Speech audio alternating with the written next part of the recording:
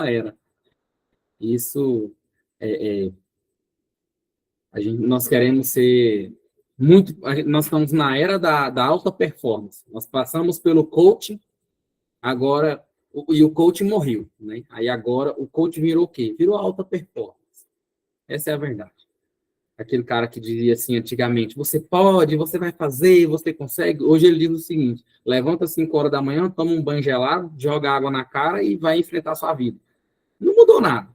E a gente está num. Tipo assim, todo mundo aparece todo dia. Quem não faz story, gente que trabalha com. Que pelo menos trabalha com social e sabe como é que é essas coisas. Ou seja, a pressão da produtividade está aumentando cada vez mais.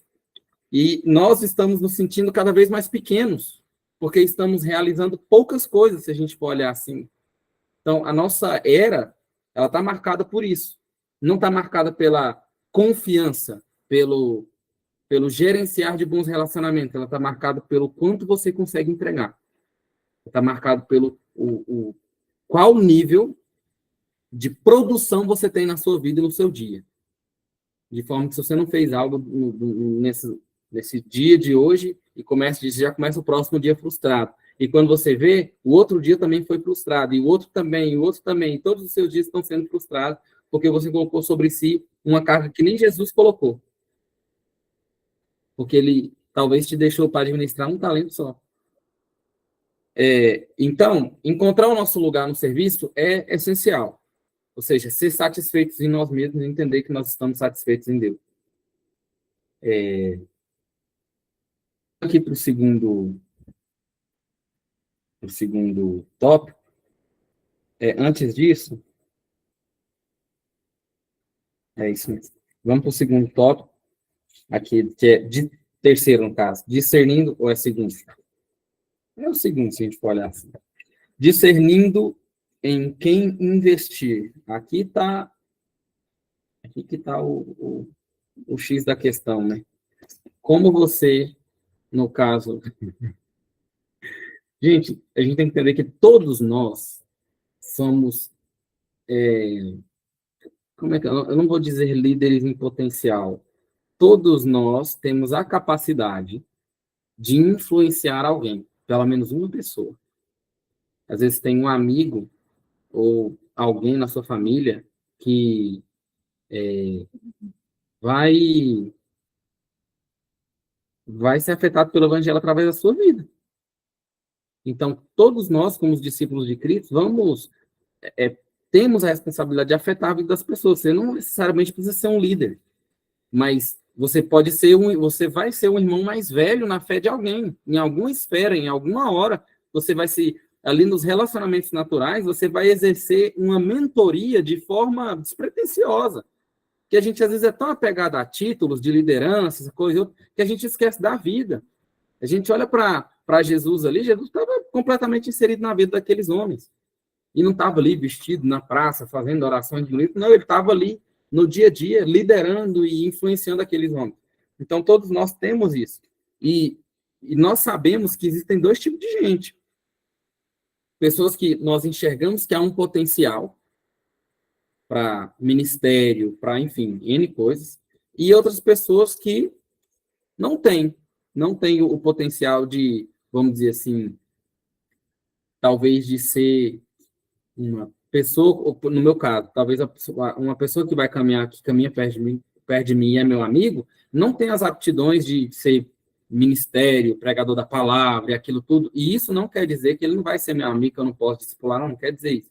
Só quer dizer o seguinte, que se nós queremos discipular, formar pessoas que serão próximos líderes para assumir outras tarefas e gerenciar mais pessoas, então a gente tem que acertar em quem a gente vai investir esse tempo. Não adianta você tentar transformar sapo em pomba, ou transformar pomba em sapo. Né? Cada um tem a sua aptidão naquilo que Deus chamou para fazer. Então, acho que o grande desafio nosso é saber direcionar cada pessoa para o seu lugar. Né?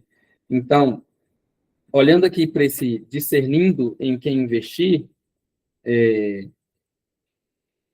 as esferas menores de responsabilidade, as diferentes formas de cuidar de tarefas, de tudo, vai trazer o principal ponto do que eu estou falando aqui. O discipulado não é assim. Agora que você aprendeu a lidar com essas pequenas tarefas, eu vou dar um passo aqui adiante, vou te colocar para lidar com pessoas.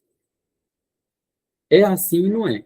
Porque é o seguinte, o discipulado mais necessário para alguém que está avançando em esferas de responsabilidade é o discipulado do coração. O que eu disse sobre a gente aprender a fazer coisas quando ninguém estiver olhando, revela mais sobre o nosso coração. Tipo, a minha vida inteira, eu fui muito ativo. Eu sempre fui muito ativo. Então, eu não tenho nenhuma... como é que eu vou dizer, gente? A vida inteira, eu sempre fui quando eu era adolescente, vamos dizer, 15 anos atrás, pré-adolescente, sei lá, 17 anos, 18 anos, que eu comecei a igreja, eu estava na igreja todo dia. Estava na igreja todo dia, ajudava a montar som, ajudava a recolher microfone, enfim, fazia de tudo, de tudo. Pintava igreja, quando tinha reforma na igreja, pintava. Até hoje essa cena não saiu da minha vida ainda, de pintar a igreja. Até hoje não é pinta igreja. Mas eu lembro de uma situação da gente estar, tipo, 2 horas da manhã pintando uma igreja, na época, na Assembleia de Deus. E eu estava ali com os irmãos, entende? O pastor não estava lá, e eles nunca estão mesmo. E eu nunca me peguei assim, nossa, né, nem para o pastor vir aqui. Cara, no outro dia ele ia saber que estava pintado, ele ia saber que alguém pintou. E isso era um fato. Agora, e eu acho que isso também, porque eu fui discipulado por alguém muito ativo no início da minha fé. Um cara que trabalhava muito, muito mesmo. Principalmente no que diz respeito à pessoa. Então, eu sempre fui muito ativo. E essa parte de, nossa, eu preciso que alguém me veja, não foi uma coisa que me pegou muito, porque eu já andava com alguém que trabalhava simplesmente para estar junto com as pessoas.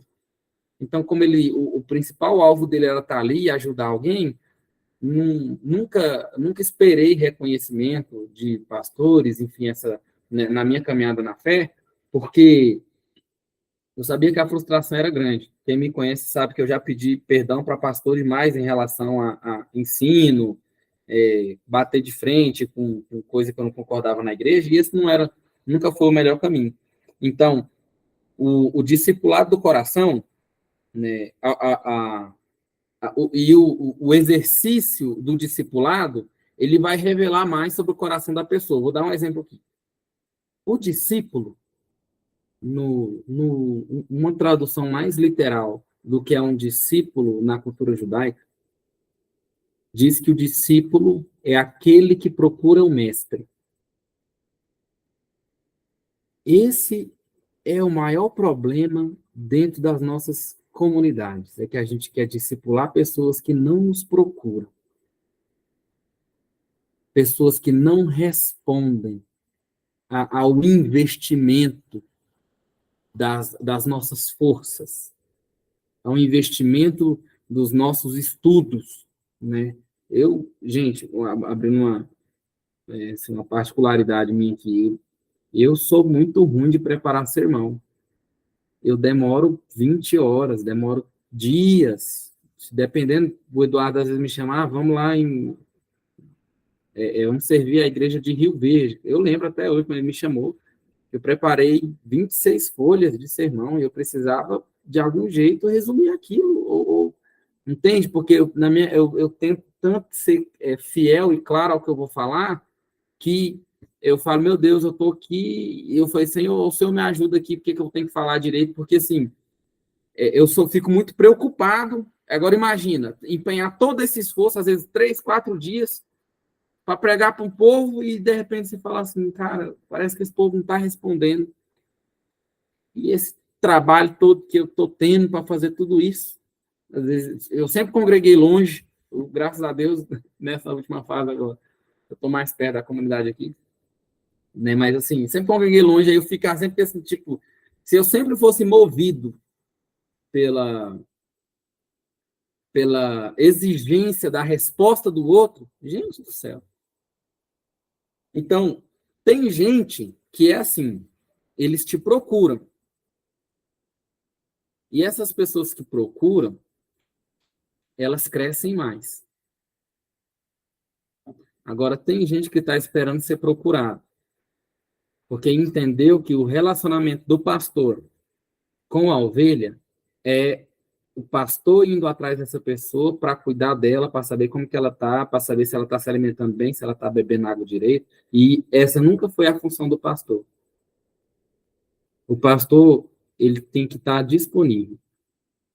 Porque o irmão que gera problema é o irmão que ele está movido de autocomiseração, ou seja, ele tem tanta dó dele mesmo que ele precisa de alguém que tem dó dele também. Aí ele vai procurar um aconselhamento para ele ter uma espécie de conforto das suas lutas, dos seus problemas. O conforto e a consolação são duas coisas diferentes. E a exortação, porque o que é o exortar? Eu acho que até a Kathleen falou isso uns dias atrás na reunião dessa. Que exortar é encorajar. Ou seja, isso aqui é digno de memória. Todo aconselhamento, toda mesa que a gente senta para falar com alguém que está pedindo um conselho, né, não morre mais não. Acabei de falar da Kathleen. Né, falei que você falou na última reunião sobre exortar é encorajar. Toda mesa, vamos lá, toda reunião, toda vez que você sentar com alguém que está precisando de um conselho, vamos colocar aqui como um irmão mais novo, já que eu disse que todo mundo tem a capacidade de cuidar de alguém. Toda vez que você, como irmão mais velho, vai instruir o irmão mais novo na fé, essa instrução tem que gerar edificação, tem que gerar avanço, tem que gerar progresso. Se você está vendo que aquela conversa ali não está gerando progresso, gente, isso não é discipulado. Isso é alguém minando as forças. A liderança tem que estar disponível para o crescimento. Eu lembro que nós falamos sobre os 5 pontos da aliança, o livro ainda não chegou lá, mas a gente vai chegar, que quando nós nos apresentamos nós mesmos a participar da família da fé, é como se estivéssemos nos alistando a um exército de treinamento.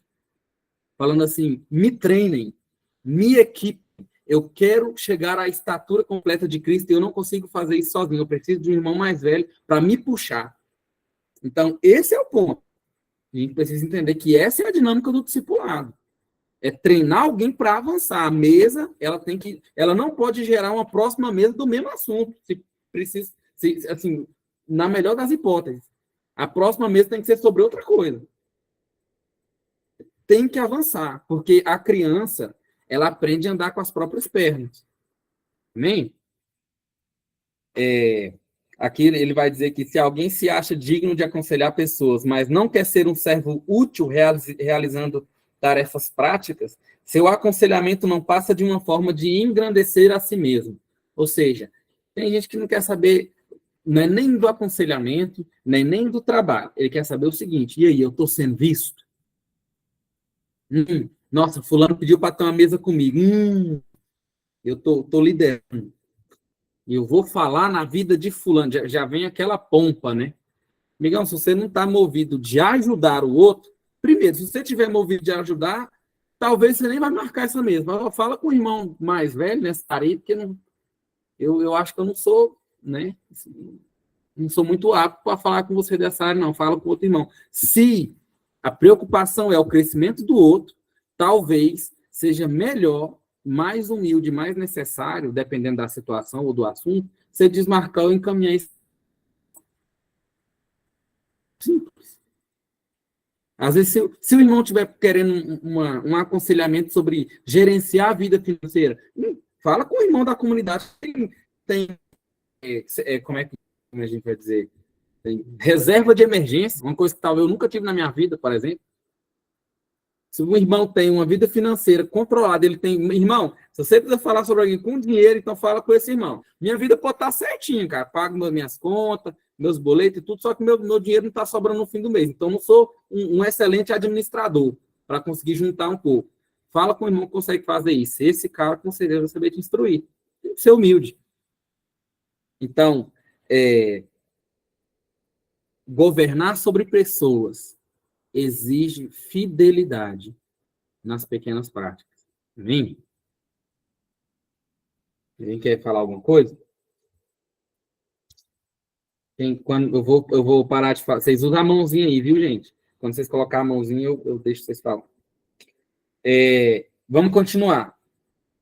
Baseado nisso que eu estou falando, Deus nunca revela. Gente, para quem entrou depois, eu falei que no início da aula, para você pensar em alguém que é um exemplo de amizade na Bíblia, para você, o que mexeu, o que fez sentido, o que você gostou, no final a gente vai compartilhar sobre isso, um exemplo de amizade.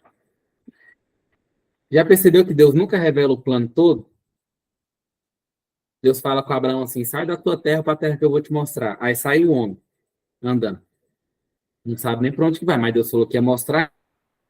O processo das esferas de responsabilidade é mais ou menos por aí. A gente vai caminhando, dando pequenas responsabilidades, mas sem falar onde esse irmão vai chegar, porque talvez ele nem chegue. Então, não precisa antecipar a caminhada.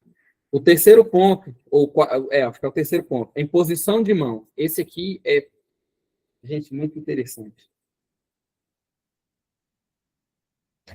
Imposição de mãos. Eu tinha uma dúvida quando eu li isso aqui, quando eu era mais novo, que é o seguinte, ele fala, ninguém imponha precipitadamente as mãos. Gente, isso aqui é um problema. Então, você entende o que isso aqui significa? É um problema muito grave. Porque isso depende do que é imposição de mãos para nós. A gente precisa interpretar o texto aqui direito. A imposição de mãos é uma atribuição de responsabilidade. Ela não é simplesmente uma unção. Né? A gente às vezes pensa em unção. Não. A imposição de mãos ela é uma autorização legal para tal. Então, quando eu imponho as mãos sobre um irmão e falo, e oro com ele, e eu estou ali habilitando ele a uma determinada função. Gente, habilitou, autorizou um irmão que não deveria ser autorizado, você tem um problema. O que você fez? Você deu lugar de autoridade e fala, e talvez de tomada de decisão, a alguém que não devia ter. E como ele não devia ter, mas agora ele tem, a liderança que fez isso de forma errada vai ter que aturar esse irmão. Se ele estiver gerando problema, vai ter que aturar. Porque eu, até hoje, na minha caminhada de fé, nunca vi alguém ser desordenado. Queria ver, mas nunca vi. Nunca vi ninguém ser desordenado. Chega na frente da igreja, o irmão aqui, então, ele foi ordenado, mas a gente vai desordenar ele agora, porque a gente viu que ele não tem. Não. Eu sou muito da linha do Haroldo. É melhor esperar mais para ordenar, porque aí pelo menos não desordena depois. Enfim. Então, a imposição fala de uma nova esfera de responsabilidade. Existe duas. Olha só. Existe a forma objetiva, que é essa que eu estou falando. Você vai lá, a forma literal, leva essa pessoa dentro da igreja, diante dos irmãos. Recentemente a gente fez isso com o Eduardo Filho, por exemplo. Todo mundo orou e tal, capacitou, habilitou, disse amém para aquilo, amém. O irmão está autorizado. Está autorizado. E existe uma forma subjetiva, simbólica de fazer isso. E como é? Quando aquele irmão sabonete, ele vem chegando, comendo pelas beiradinhas, e você vai dando lugar. Entendeu? Vai dando lugar, vai dando lugar. Você está aumentando a esfera de responsabilidade daquele irmão sem passar pelo devido processo judicial da aliança. Sem passar por um processo de confiança. Porque tem irmão que falha no processo judicial da aliança. E aí que tá. Às vezes tem gente que fala assim, não, o povo ali não dá muito lugar, não dá muito espaço. E assim, gente, a questão é só uma. É chamar o irmão e falar assim, vem cá, deixa eu entrar um pouquinho na sua vida. Tem tem um meme muito interessante que eu vi no Instagram desse. Fica, deixa eu entrar um pouquinho na sua vida é muito tranquila. E quando você entra na vida do irmão, você vai ver que ele não devia pegar nem tarefa prática, quanto mais assumir lugar de responsabilidade. Então, nós precisamos ser criteriosos nesse sentido. Nós precisamos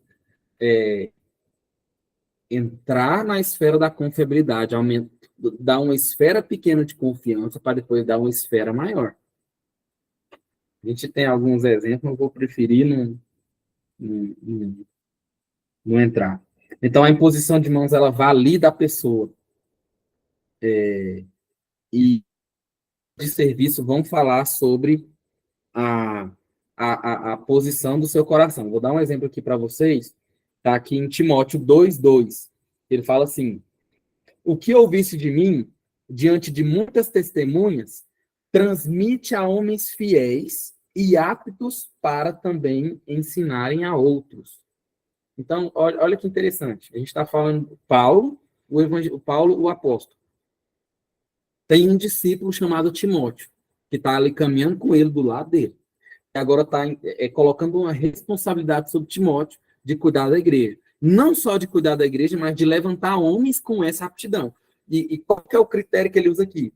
O Timóteo, transmite a homens fiéis. Eu gostei muito da... Gente, a Bíblia não erra. Transmita a homens fiéis e aptos. Porque, na minha opinião, e na opinião de quem antes da aptidão. Então, o homem vai precisar ser fiel. Ele tem que ser fiel e depois ele tem que ser apto a ensinar a outros. Eu gostei muito disso. Fala, Samuel, pode falar. Ah, Manuel, perdão. Manuel. Então, aqui nós podemos falar de um exemplo, está longe daí, mas vai saber quem é. Tivemos aqui um caso, um tempo atrás, de uma pessoa ativa, né, na tarefa. Era um diácono completo, no sentido de fazer coisas. Camarada sempre pronto para tudo, né? Uhum. E aí chega um período que o nosso líder falou, não, vamos ungir aqui, né, os diáconos separados para assumir a responsabilidade. Incrível. Logo após esse procedimento de ungir, separar e habilitar essa pessoa, autorizou. Você agora é diácono autorizado pela igreja. Essa pessoa ele foi entristecendo, foi diminuindo os seus trabalhos. Onde ele está hoje? Ele está literalmente afastado, embriagando-se, bebendo todo tipo de bebida alcoólica. Não prestou mais, a realidade foi essa. Então, assim, até hoje, e eu queria fazer aquilo que você acabou de falar, entrar na história dele para saber como era a vida dele naquele período, no exato período que ele foi ungido, separado de diácono, entendeu? Uhum. Como ele vivia, o que ele fazia, quais eram as atitudes, os comportamentos dele, para que, né, entrou agora essa situação e ele não conseguiu suportar.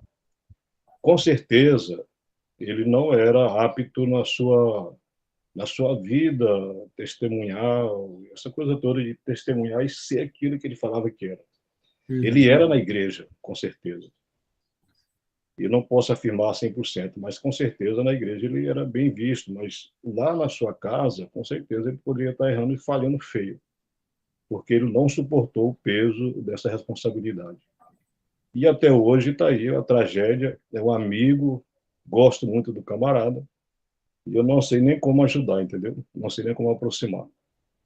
Não só Existem. esse fato, mas tivemos outros fatos, né, nesse sentido também, de pessoas que quando recebeu essa responsabilidade, né, oficial, aí já não suportaram o peso da responsabilidade e acabaram naufragando na fé e até hoje não conseguiram se levantar.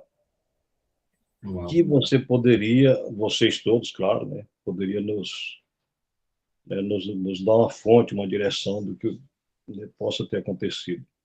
Temos algumas, né, algumas conclusões, temos alguns pontos de vista, claro, Mas essa é a realidade. Nem tudo aquilo que você vê a pessoa fazendo e praticando responde por ele se ele realmente está apto. Sim. Ah, quando nós existe realmente que nós quando não conhecemos a vida de perto e atribuímos uma responsabilidade, uma esfera de responsabilidade maior, essa pessoa é mais morte do que vida, né? Geralmente a pessoa, eu conheço muitos líderes que mataram suas famílias, literalmente, no sentido espiritual. Mataram espiritualmente suas esposas, seus filhos, e não Isso, tiveram a família inteira pereceu, todos eles são afastados hoje, entendeu? isso. Eu conheço vários, assim, não são poucos, não são poucos casos de pastores que perderam seus filhos, perderam suas esposas, divorciaram, no fim, tipo assim, conheço um pastor que 25 anos de ministério, quando ele é, foi passar a igreja para o outro pastor, a mulher dele divorciou dele, os filhos todos desviados, assim, em troca vamos dizer assim, da liderança. Então, como que a gente pode identificar isso e o que pode ser feito, né? Eu acho que o primeiro ponto é que alguém, alguém próximo tem que dar testemunho, né? Alguém próximo tem que dar testemunho da vida dessa pessoa. Acho que às vezes falta muita franqueza. Às vezes a Sim, própria sim. esposa pode Cícero, dizer assim, só pondo uma indagação aqui, porque eu considero esse momento aqui muito importante. uhum, Muito, mas muito mesmo, porque essa questão desse assunto, ele vai diretamente ao cerne, né, da situação. No sim, caso, tratar do reino, tratar das coisas de Deus. E, e eu estou com algumas indagações pessoal na minha comunidade, no grupo que Deus confiou, que tem sido, para mim, até assim, noites de preocupação. Pastor Eduardo tem me acompanhado mais próximo, e eu tenho passado justamente por essa situação aqui que nós estamos trabalhando nesse capítulo 8.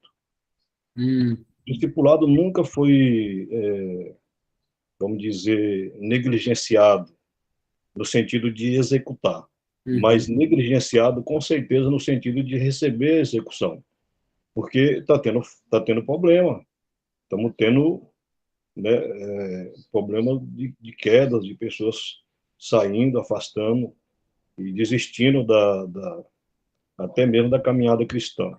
Não só de liderar, mas desistindo da caminhada cristã.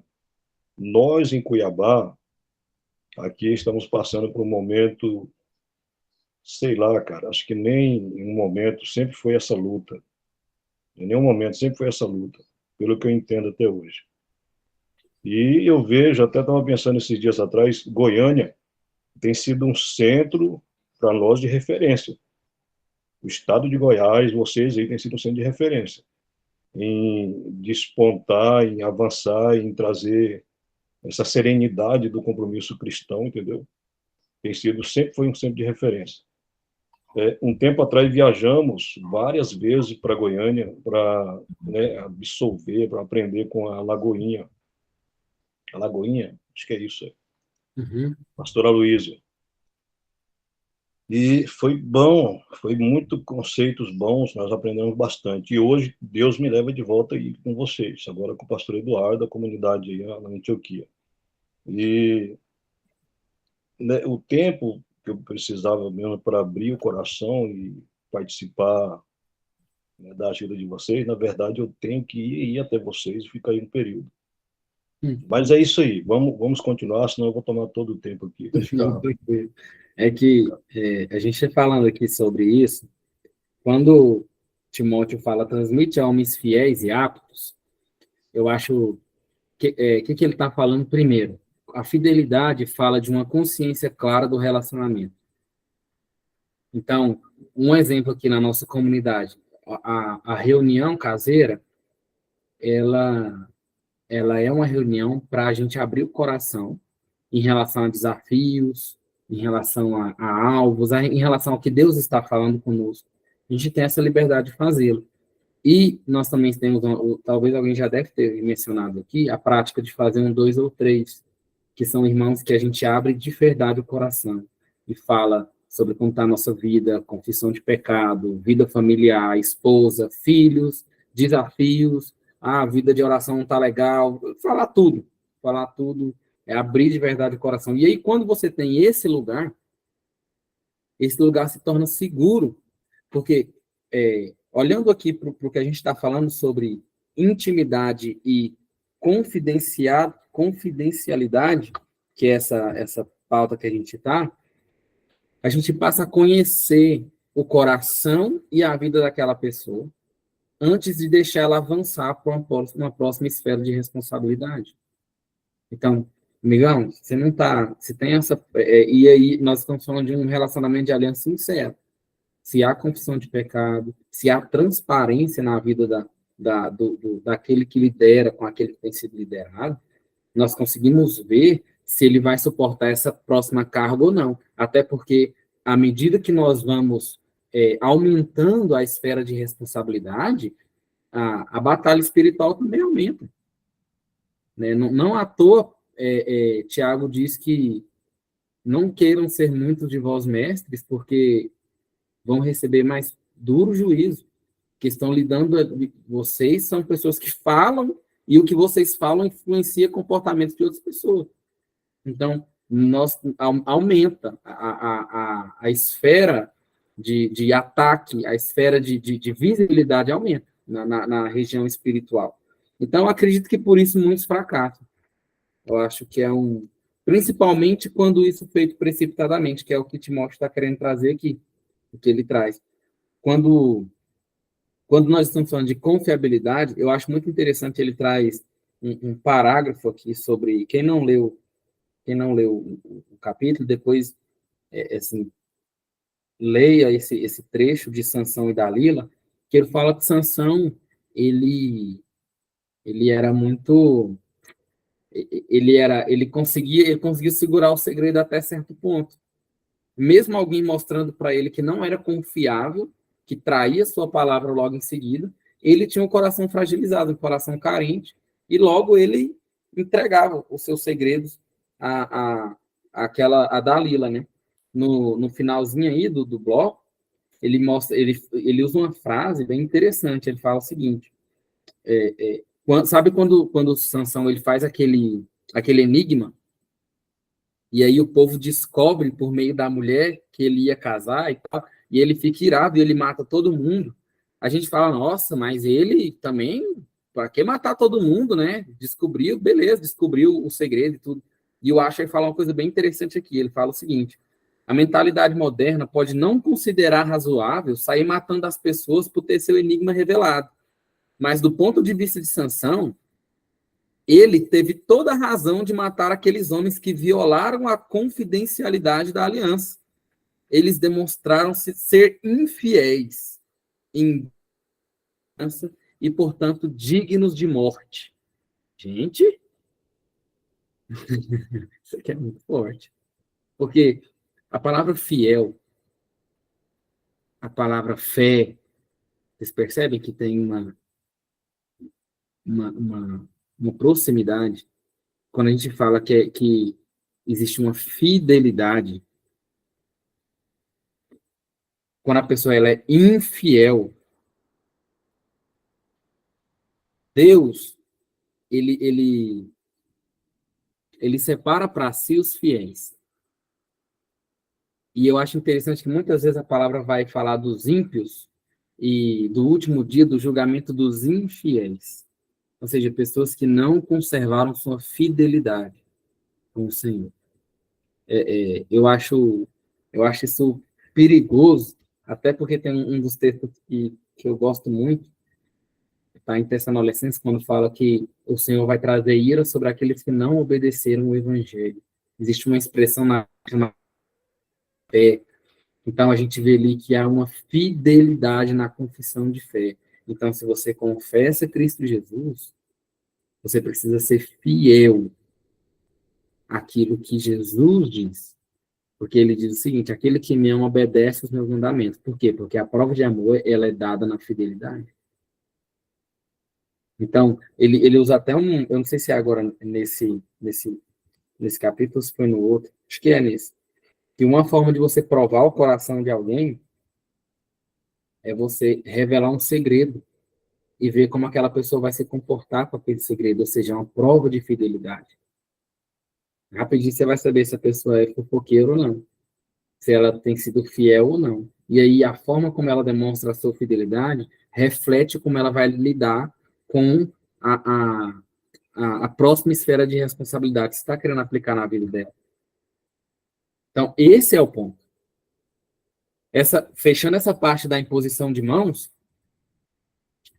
existem muitos ônus de levantar uma liderança que não está preparada ainda. De você entregar a homens imaturos responsabilidades que não... Eu vou dar um exemplo que nem está aqui no script, mas eu vou dar um exemplo para vocês aqui, porque eu li esses dias e isso aqui é muito interessante. Cadê? Deixa eu achar aqui rapidinho. Escrevi à igreja, mas Diótrefes, que gosta de ser o líder entre eles, não nos recebe.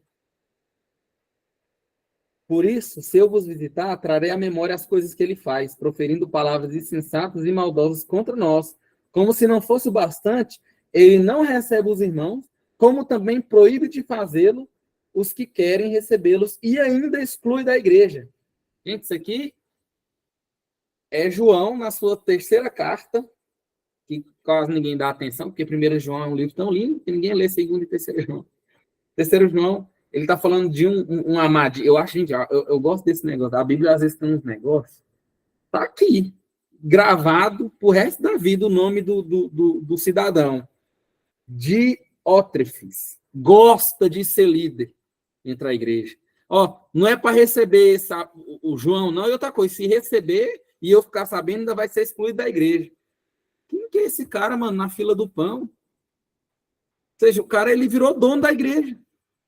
E tá aqui, né? Assim, João fez questão de escancarar. Esse não, sai fora. João fez questão de escancarar na palavra, de trazer bem explícito o nome dessa pessoa. Ele tem uma liderança olha isso, ele gosta de ser líder. Quando você vê alguém que gosta de lugar de autoridade, desconfia. É muito diferente almejar o episcopado e gostar de lugar de liderança. São duas coisas diferentes. A gente, às vezes, acha que a gente torceu essa palavra. A gente acha que almejar o episcopado, almejar o ministério, é gostar de ficar em cima.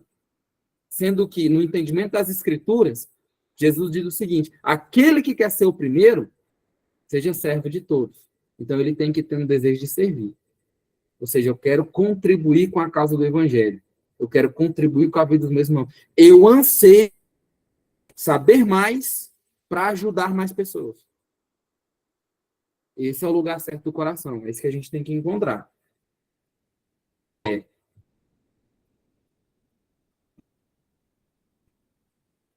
Recebendo instrução. Vamos caminhar. Falando ainda desse ponto, e voltando para o que a gente falou em Timóteo, falando da fidelidade de pessoas que guardam a palavra. Né? O Asher fala, gente, você tem, eu ouvi, uma vez eu vi um vídeo, achei muito legal, falou assim: qual livro da Bíblia você acha que o jovem tem que ler mais? Ou seja, quem é jovem, 29 anos para baixo, anota. O livro da Bíblia que o jovem tem que ler mais é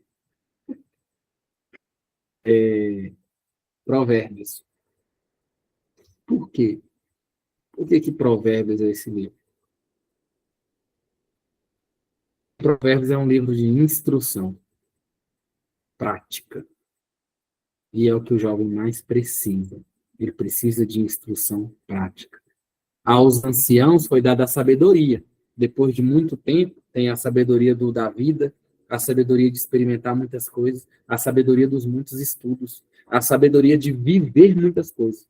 Mas o jovem, tem coisa mais ridícula do que ver um jovem tentando falar de coisa que ele nunca viveu, tentando ser sábio em coisas que ele nunca experimentou na sua vida.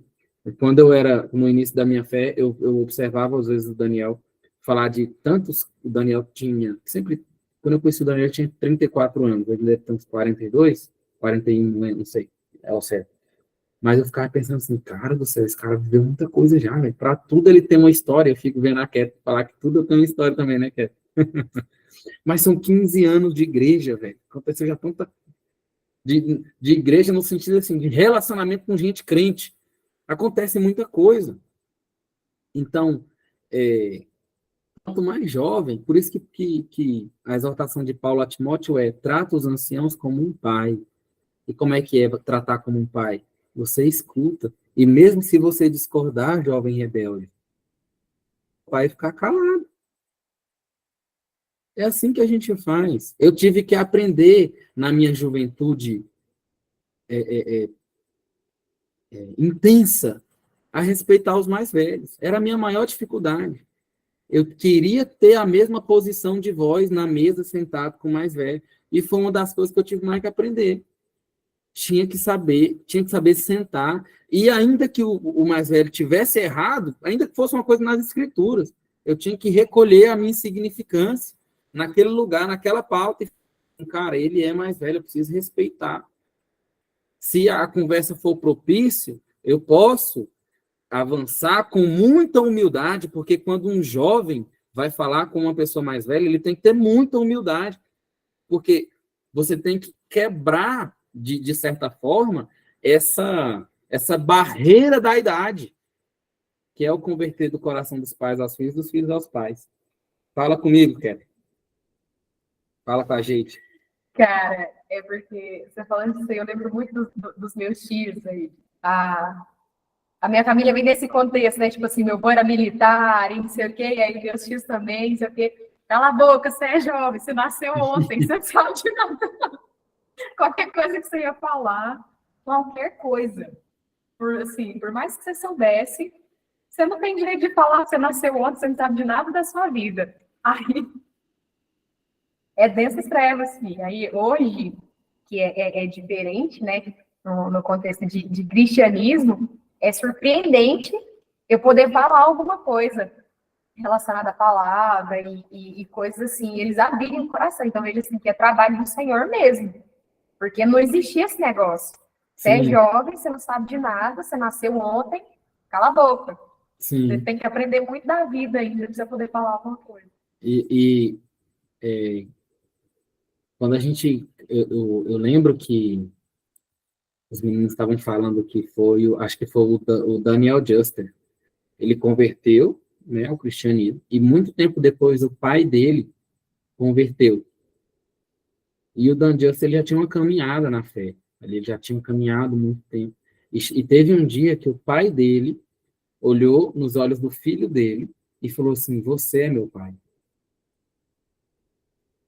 Eu fiquei muito impactado com isso. Assim, o pai reconhecer uma maturidade no filho no que diz respeito ao evangelho, no que diz respeito à vida com Deus, no que diz respeito à maturidade, a maturidade como pessoa, a maturidade espiritual. E o pai sair desse lugar e dizer assim: filho, você é o meu pai. Entende? Eu quero que vocês entendam isso. Claro que o lugar de respeito do Daniel Juster em relação ao pai dele sempre vai ficar, a reverência, o respeito, o nosso famoso pedir bênção. Vai continuar igual. Mas esse lugar de humildade só foi conquistado porque eu tenho certeza que o procedimento do Daniel Juster foi irrepreensível em relação ao pai dele. No trato, ele tratou o pai dele, ainda que na sua ignorância, como um pai. No que seria a sua ignorância na fé. Então, é por isso que a Bíblia diz que nós vamos ter muitos mestres, mas poucos pais. Voltando, que a gente está falando sobre recebendo instrução. Vamos lá. O processo da confiança, ele está falando sobre o trabalhar, a gente falou que já sobre isso, sobre o trabalhar do coração. E o trabalhar do coração nada mais é do que o trabalhar do caráter. Nós precisamos ter um caráter trabalhado. Eu gostei muito do que ele falou aqui, que você quer provar o coração de alguém, percebe como ele lidar com uma repreensão. Se a repreensão causar uma irritabilidade, uma rebeldia, uma obstinação, pode saber que o coração está precisando ainda de amadurecer mais. Ainda não é confiável. Tá explodindo por qualquer coisa. O esforço feito para entender as palavras de ensino, para compreender o espírito da instrução, demonstra um alto nível de motivação de caráter. Ou seja, quando alguém que você instrui, medita naquilo que você falou, lembra daquilo que você falou. Isso serve para nós também. A gente precisa lembrar, a gente precisa... o Asher dá um exemplo aqui, que ele fala que na faculdade, ele dava uma instrução e ele via gente que esquecia essa instrução, gente que cumpria o mínimo absoluto, o mínimo. Tipo, beleza, eu vou fazer isso aqui, mas eu vou fazer aqui, no mínimo. E tinha gente que se rebelava contra o ensino dele e outros que se esforçavam para descobrir a realidade daquilo que eu estava falando. Foi esse está alcançando maturidade, esse está crescendo. Então,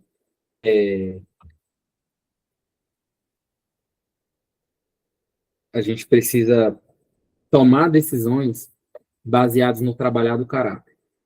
Nós precisamos avançar na amizade baseado no trabalhar do caráter. Né? Porque eu acho muito interessante como ele conseguiu sintetizar isso nesse processo de liderança. Né? Porque é muito complicado você, nos dias de hoje, que não só nos dias de hoje, eu acho que a igreja, no geral, ela sempre foi muito carente de mão de obra. A gente sempre foi um coletivo de mais gente preguiçosa. Então, quando você observa alguém que está mais impulsionado a trabalhar, logo você já dá um lugar para essa pessoa trabalhar. Eu lembro que eu trabalhei num pet shop, há 8 anos atrás, e tinha uma jovem de menor na época, 17 anos. E ela não conhecia o Senhor, e ela tinha uma profunda vergonha de Deus por não ser virgem. Ela achava que o Senhor ia, enfim, não aceitava ela. E eu preguei o evangelho para ela, e falei que Deus era um pai, e falei que seu tempo de ignorância não era contado, dali em diante, a vida dela com o Senhor que importava. Ela se batizou, né, ela creu no Senhor, e ela passou a ler a Bíblia, passou a orar. Aí eu não tinha, ela morava longe, eu não tinha, a gente, enfim, eu ia dar um trabalho, eu não ia levar ela para minha igreja. Não, procura uma igreja perto da sua casa, e a gente vai mantendo contato aí, vamos indo. E aí eu lembro que, quando eu conversei com ela, falei assim, quando eu falei com ela, um dia perguntei para ela, e como é que tá lá na igreja, e como é que tá a sua vida com Deus e tal. Ela falou assim, ela falou uma coisa muito interessante. Ela tinha pouco tempo no Senhor, e ela estava acordando de madrugada para orar, ela estava, assim, estava naquele pique, né? Fome, sede e tal. E eu falei, e ela falou, eu fui lá para a igreja e o pastor me colocou como líder. Eu falei, o quê? Como assim? Você foi e virou líder da igreja? Ela falou, aí. Ele me perguntou como era a minha vida. Eu falei que eu estava no Senhor, e orando, e lendo a Bíblia, e eu tinha um tempo com o Senhor de madrugada. E ele falou, não, você vai liderar meus jovens. Eu falei, você virou líder do jovem? Eu virei líder do jovem. E aí eu fiquei assim, Jesus amado, né? Assim, o negócio está escasso. Acabou os critérios. Na minha perspectiva, ele ia ser pastoreado, ela já entrou lá, sentando na janela, por assim dizer. Então, existe essa carência, a carência da igreja, ela nos tenta a passar por cima dos processos, nos tenta a não passar a não obedecer o processo da aliança. Quando eu saí da Assembleia de Deus, na época, eu fiquei um tempo, e eu estava como vice-líder de jovens lá e tal, e o ano ia virar e eu ia virar líder de jovens. Essa é a verdade, ó. E eu sentei com os pastores, falei, olha, tem uma direção clara para não continuar aqui, o Senhor está me movimentando para outra coisa. Né? Queria andar com gente que falava a mesma língua que eu, não queria continuar pregando, causando briga, intriga, complicado demais esse negócio, por causa de dogma, enfim. E aí, ele falou assim, e quem vai pastorear meus jovens agora? Eu falei, você é o pastor da igreja, você pastoreia seus jovens. Eles precisam de homens, eles não precisam de um novo jovem. É você, quem cuida. Então, cedo nas caminhamos. Aí, porque assim, eu acho interessante, quando a gente não tem um processo certo das coisas, né, fica esse sentimento de abandono, né? Graças a Deus, são meus amigos até hoje, esses pastores, de verdade. São pessoas que eu tenho um bom relacionamento. E, geralmente não é isso que acontece quando a gente sai da igreja. Não sei quantos aí passaram por isso. Talvez a maioria. Bom, vamos continuar, gente, porque o tempo está indo embora. Eu vou falar rapidinho aqui desses 3, que é o nada de fofoca, o boa reputação e o assassinato espiritual. Eu acho que de tudo que foi falado nesse livro, esse boa reputação aqui, ele é uma pancada, viu, gente? O que não é uma pancada nesse livro, né? Mas nada de fofoca. O Asher fala o seguinte, se eu tivesse que resumir esse livro, eu ia resumir esse livro em 3 palavras. Nada de fofoca. Que o que anda mexericando revela segredos, mas o fiel de espírito encobre o negócio. Aqui vai uma confissão pública. Tenho inveja de pessoas mais caladas, mais quietinhas. Tipo o Lucas Ângelo, cara mais assim, tranquilão, meio calado, né? Porque eu já sou do caso que eu falo muito, né? Eu sou o tipo de gente que fala muito, então eu tenho que aprender a lidar com isso na minha vida.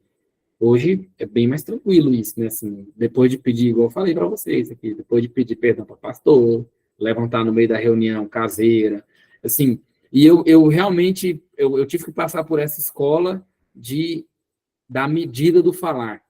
Eu tive que passar, né? Deus teve que trabalhar isso mesmo na minha vida. E agora, porque é o seguinte, quando nós somos de falar, nós incorremos de falar o que não deve falar, de abrir segredo que não deve abrir para todo mundo. Eu tenho que estar exposta para todos. Não. Você abre seu coração para quem sabe, para pessoas que você confia, que vai saber lidar com o seu segredo. Então, é possível preservar os pontos fracos de outra pessoa. Gente, se a gente tem um amigo desse, a gente tem um bom amigo. Imagina que você tem um amigo que conhece as suas fraquezas. Nós estamos falando de fraquezas aqui. E, em vez de tornar pública essas fraquezas, ele encobre essas fraquezas. Por que eu vou pegar esses pontos aqui todos juntos? Porque gente fala. Aqui ele fala isso. O fofoqueiro, além de ser incapaz de guardar uma aliança, ele também causa divisão. Né? Então, Tiago fala que aquele que domina a própria língua, ele domina o corpo inteiro. Olha o que ele diz aqui no Boa Reputação. Todos os membros de um grupo deveriam fazer um acordo de proteger a reputação dos outros membros. Eles deveriam comprometer-se a não espalhar boatos. Tem coisa que não é fofoca, não, irmão. É um boato. Eu ouvi falar, parece nem é pecado.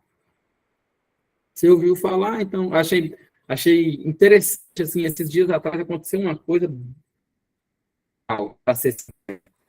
que foi o seguinte, né, de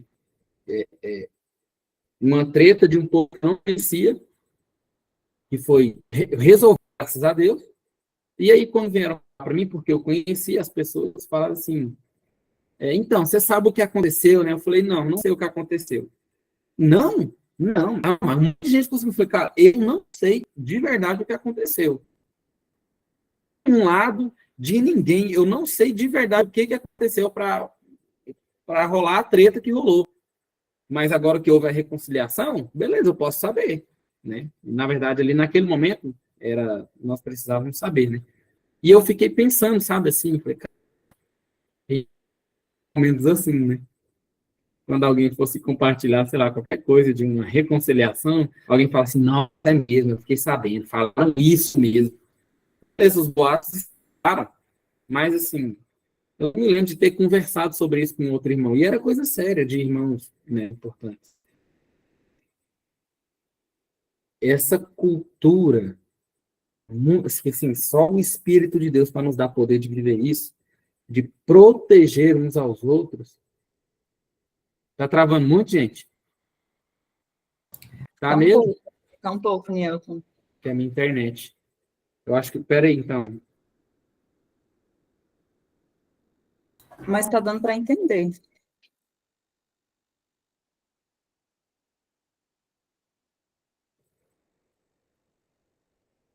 Mas não tá desde o início assim, não, né, gente? Ou tá? Não, começou do meio para frente. Começou agora na internet. Acho que eu vou. Gente, eu vou tentar logar no meu celular aqui, tá? Rapidinho. Aí eu tiro aqui do outro. Eu acho que vai ficar melhor. Ah, não dá não, porque eu tô gravando. Enfim, vamos terminar aqui. Ah, 6 avisos.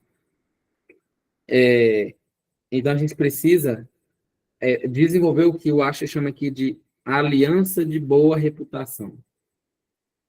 A aliança de boa reputação é isso. É não causar um assassinato espiritual. E é o que está escrito aqui no próximo. Eu falo assim, para você não falar aquele...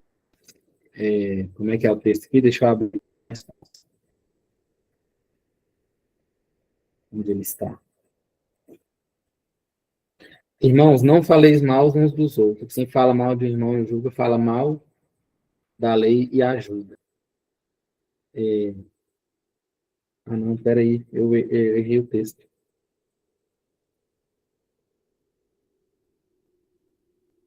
Ai, meu Deus, deixa eu achar aqui, perdão. Que fala que aquele que fala mal do seu irmão, ele assassina seu irmão, né? Então, o não matarás, de Êxodo 20, no caso, a gente interpreta ele ali de forma literal, né? E Jesus vai dizer que, em Mateus capítulo 5, gente, quem fala mal do seu irmão vai ser réu, né? Quem chama o seu irmão de louco, enfim, fala que é réu do fogo do inferno. A Bíblia trata isso, fala que aquele que fala mal do seu irmão, né? Ele é homicida. Então, eu sempre tive um problema com zombaria. Eu não tenho problema com brincadeira. A gente sabe o que é brincadeira. Gente, eu vou definir agora o que é brincadeira e o que é zombaria. Prestem atenção. Os irmãos aí que gostam, os piadistas, que precisam refrear a língua. Na brincadeira, todo mundo ri.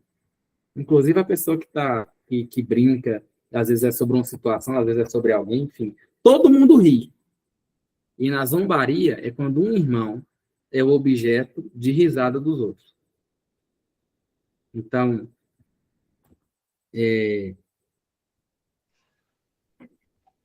a gente precisa aprender Inclusive,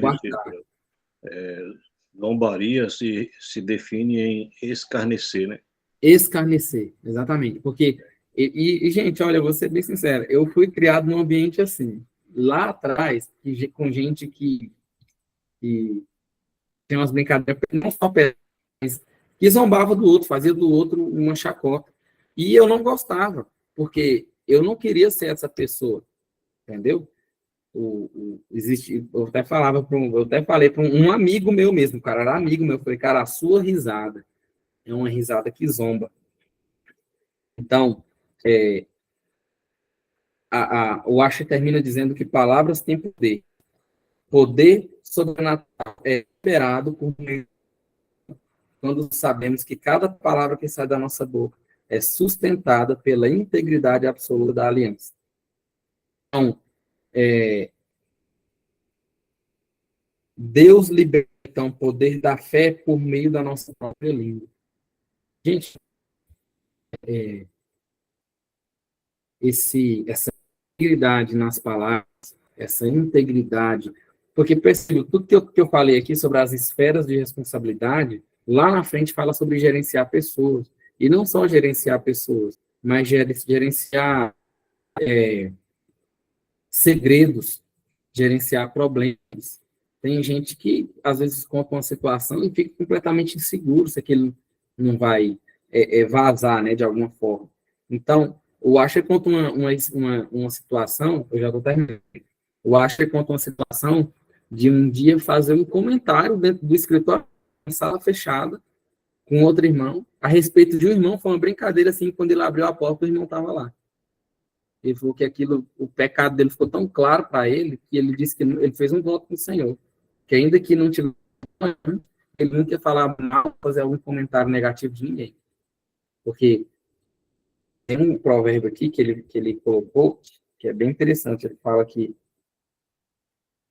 nem ainda no teu pensamento amaldiçoeis o rei, nem tampouco na tua recâmara amaldiçoeis o rico, porque as aves dos levarão a voz, e uma criatura alada dará notícias da palavra. Ou seja, a notícia ruim corre rápido. Quando a gente dá um feedback negativo de uma pessoa, isso corre rápido. Pode saber, o que você sabe das pessoas é mais sobre situações negativas que aconteceu do que positivo. A virtude, ninguém está espalhando virtude, mas notícia ruim, fala mal dos outros. É por isso que o noticiário da televisão tem mais notícia negativa do que positiva. Porque isso chama mais atenção, isso espalha mais. Notícia ruim, todo mundo fica sabendo logo. Bom, para terminar, agora vamos avançar só uns minutinhos mesmo. Falar bem rapidamente quem que você fala sobre um exemplo de fidelidade, um exemplo de amizade na Bíblia. Quem pensou aí? Tem alguém que quer falar? Eu tenho minha identidade da Bíblia como camarada referente de amizade, Pedro. Pedro, Totalmente tem destacado. algum motivo específico, Manuel? Na questão da integridade, né? Ele era transparente no todo, entendeu? Uhum. O camarada que representa a amizade é isso aí. É o camarada que ele não oculta, não esconde, não se mascara. Ele é tudo aquilo que ele é e você não tem dúvida dele, entendeu? Pedro era esse cara. Por isso que Pedro foi o mais bem amado por Cristo, porque foi o que mais deu trabalho, né? É isso. Amém. Mais alguém? Fala aí, Lucas. Escutando? Acho que sobre o exemplo que a gente até citou antes, né, nos capítulos passados, né, que é de Jonatas e Davi. Sim. Então, assim, eu acho que levando para a amizade deles é algo que é muito difícil a gente ter hoje, mas, tipo assim, uma amizade a qual você daria a vida, sabe? Que não tem limites, que o que pertence a essa pessoa pertence a mim, que eu sou capaz de oferecer muito mais do que só palavras ou poucos minutos, mas realmente oferecer o meu suor, o meu trabalho, a minha disposição, minha alegria, minha tristeza, mas eu sou capaz de compartilhar com essa pessoa tudo, né? E verdadeiramente eu falo, sabe? Não só da boca para fora, mas realmente dar a sua vida por essa pessoa, né? Então é difícil alcançar essa amizade, mas eu creio que isso seria uma amizade ideal, sabe? Que você seria capaz de fazer tudo por essa pessoa, né? Então é um desafio, né? Não é tão fácil de alcançar isso. Dá um pequeno adendo aí na tua fala, que eu acho interessante da amizade de Davi e Jonatas, é que Jonatas reconhece Davi como rei, ele sendo filho do rei, o próximo herdeiro do trono. Então, E assim, completando o que você disse aí, eu acho que às vezes não existe essa necessidade de, eu preciso ser um igual, podemos dizer assim, em relação à minha amizade. Quando eu falo, vou dar o exemplo do meu irmão. Hoje, querendo ou não, meu irmão hoje é meu pastor. E qual que é o problema disso, entendeu? Hoje, meu irmão é meu pastor. E, mano, por mim, isso tá ótimo. Eu sei que eu tenho um papel dentro do pastoreio dele. E eu sei que eu sou essencial dentro do pastoreio dele. Eu sei que quando ele precisar de mim, eu vou estar ali para poder dar suporte.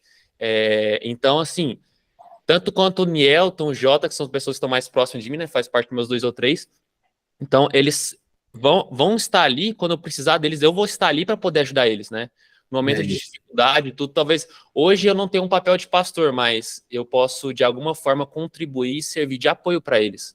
Sim. E para mim isso tá ótimo, porque eu tô fazendo minha parte dele. Talvez a caminhada deles vai se tornar mais fácil, porque eu vou estar ali auxiliando eles. Então, acho que cada um tem um papel até dentro da própria amizade, né? Então, Amém. como uns têm mais sabedoria em conhecimento, outros, igual o Nielton falou sobre finanças, outro em relacionamento. Então, eu tenho que saber aproveitar e viver o meu lugar dentro da amizade, né? E poder crescer e usufruir disso. E ter Amém. humildade, né, para poder aprender e usufruir disso. Amém. Aí, ó, aí eu dou valor, hein? Amém. Luiz Antônio, fale. Então, desde que vocês comentaram, uma amizade assim que me chama muita atenção na Bíblia é de Josué e Moisés, né? Porque Josué, ele foi um cara muito fiel a Moisés, né? A gente vê que não foi por acaso que ele se tornou o sucessor, né? Deus escolheu ele para ser o sucessor de Moisés. Porque se a gente for ver, até mesmo os próprios irmãos de Moisés, né? Arão e Miriam, né? Por um momento foram infiéis a Moisés e Josué permaneceu fiel. Então me chama muita atenção, né? A fidelidade de Josué, mesmo não sendo um irmão de sangue, mas se tornou muito mais fiel do que propriamente os irmãos de sangue. Eu achei muito bom esse adendo seu sobre... Chegou um momento que Arão e Miriam, lá em Números 12, né, fizeram um comentário, né? E realmente a gente não vê nada da parte de José em relação à fidelidade dele, né? Ou seja, mesmo com os irmãos dele, a fidelidade foi abalada, mas com ele não. Amém. Mais alguém? Para mim, Ruth e Noemi. Oi? Para mim, Ruth e Noemi. Ah, Ruth e Noemi. Cara, é surreal, por exemplo, de amizade entre nora e sogra. Eu acho lindo, lindo, lindo. A fidelidade de Ruth com Noemi, né? De estar com ela até o fim, onde quer que você for, onde quer que... Se você morrer, ali eu vou morrer. Verdade. E você sepultada também. Amém. Tô, Mayara, tem alguém? Samara, tem alguém? Eu pensei o mesmo que a Cat. Ah, é? Assim, tipo assim, numa parte de Noemi num momento de não ter nada, né, para oferecer. Às vezes ser mais, né, um cuidado, às vezes ela ia trazer mais um trabalho, e mesmo assim Ruth se permaneceu, tipo, fiel, né?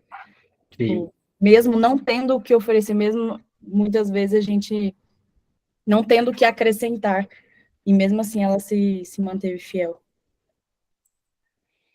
Amém. Eu vou encerrar aqui, revelando também quem é um exemplo de amizade para mim, que Moisés, quando Deus fala que vai dar um filho para ele, em Gênesis 15, ele fala assim, Senhor, eu nem tenho filho. Moisés não, gente, Abraão. Fala, Senhor, eu nem tenho filho.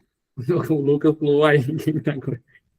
E ele fala, um servo vai ser meu herdeiro, que é Eliezer, né? E ele dá um nome ali em Gênesis 15, que Eliezer era o que ia ser o herdeiro. Geralmente o herdeiro é o filho mais velho da casa, né? O primogênito. E em Gênesis 24, ele pede para o seu servo, o mais velho da sua casa, que supervisionava tudo que ele possuía, para pôr a mão debaixo da coxa dele, fazer um juramento para buscar a Rebeca, a esposa de Isaac. E eu gosto muito, eu acredito que Eliezer é esse servo, que ele levou Abraão sem filhos. E talvez pensou, tá travando, gente? Ou tá de boa?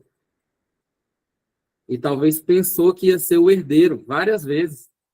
E aí chega um momento em que ele vai buscar do herdeiro, que é Isaac. Então, eu acho que havia uma amizade muito sincera entre Eliezer e Abraão, porque mesmo ele vendo ali uma possibilidade de ser herdeiro, ele reconhece Isaac e ele é o amigo de Moisés, de Abraão, encarregado de buscar a esposa de seu filho. Eu acho fantástico, assim, como que ele era um homem vazio de si mesmo, né? Como ele trabalhou para isso. Amém, queridos? Vou orar, vou encerrar. Muito bom estar com vocês.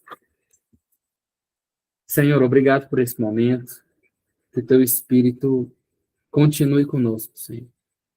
Que essas palavras sejam lembradas, que os textos sejam lembrados. Ajuda-nos, ó Deus. Mais uma vez eu peço, acrescenta vida às palavras que nós aqui compartilhamos, em nome de Jesus. Amém. Amém, queridos. Deixa eu Amém. encerrar aqui a gravação.